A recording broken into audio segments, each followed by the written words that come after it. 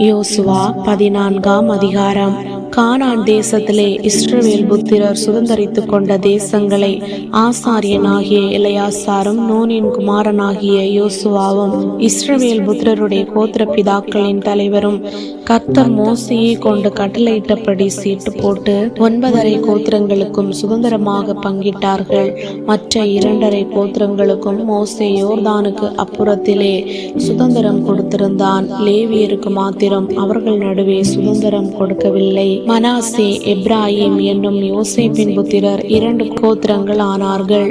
ஆதலால் அவர்கள் லேவியருக்கு தேசத்திலே பங்கு கொடாமல் குடியிருக்கும்படி பட்டணங்களையும் அவர்களுடைய ஆடு மாடுகள் முதலான சொத்துக்காக வெளிநிலங்களையும் மாத்திரம் அவர்களுக்கு கொடுத்தார்கள். கர்த்தர் மோசேக்கு கட்டளையிட்டபடி இஸ்ரவேல் புத்திரர் செய்து தேசத்தை பங்கிட்டார்கள்.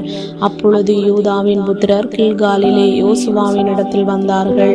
கேனாசியனான எப்புன்னேயின் குமாரனாகிய காலேப் அவனை நோக்கி, காதேஸ் பர்னேயாவிலே கர்த்தர் என்னை குறித்தும் உம்மை குறித்தும் தேவனுடைய மனுஷனாகிய மோசேயோடே சொன்ன வார்த்தையை நீர் அறிவீர். தேசத்தை வேவு பார்க்க கர்த்தரின் தாசனாகிய மோசே என்னை காதேஸ் பர்னேயாவிலிருந்து அனுப்புகிற போது எனக்கு 40 வயதாயிருந்தது. என் இருதயத்தில் உள்ளபடியே அவருக்கு மறு செய்தி கொண்டு வந்தேன். ஆனாலும் என்னோட கூட வந்த என் சகோதரர் ஜனத்தின் இருதயத்தை கரைய பண்ணினார்கள். நானோ என் தேவனாகிய கர்த்தரை உத்தமமாய் பின்பற்றினேன். அந்நாளிலே மோசே, நீ என் தேவனாகிய கர்த்தரை உத்தமமாய் பின்பற்றினபடியினால் உன் கால் மிதித்த தேசம் உனக்கும் உன் பிள்ளைகளுக்கும் என்றைக்கும் சுதந்திரமாயிருக்க கடவது என்று சொல்லி ஆணையிட்டார். இப்போதும் இதோ கர்த்தர் சொன்னபடியே என்னை உயிரோடே காத்தார். இஸ்ரவேலர் வனாந்தரத்தில் சஞ்சரிக்கையில் கர்த்தர் அந்த வார்த்தையை மோசேயோடே சொல்லி, இப்போது 45 வருஷமாயிற்று.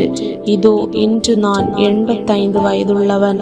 மோசே என்னை அனுப்புகிற நாளில் எனக்கு இருந்த அந்த பலன் இந்நாள் வரைக்கும் எனக்கு இருக்கிறது.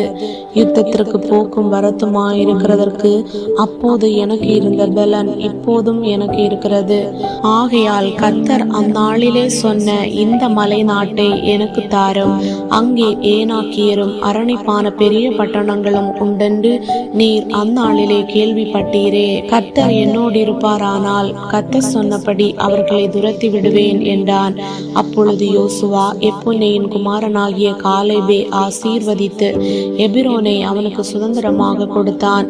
ஆதலால் கேனாசியனான எப்புன்னேயின் குமாரனாகிய காலேப் இஸ்ரவேலின் தேவனாகிய கர்த்தரை உத்தமமாய் பின்பற்றினபடியினால் இந்நாள் மட்டும் இருக்கிறபடி எபிரோன் அவனுக்கு சுதந்திரமாயிற்று.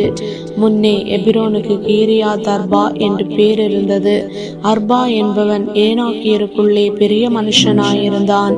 யுத்தம் ஓய்ந்ததினால் தேசம் அமைதலாயிருந்தது.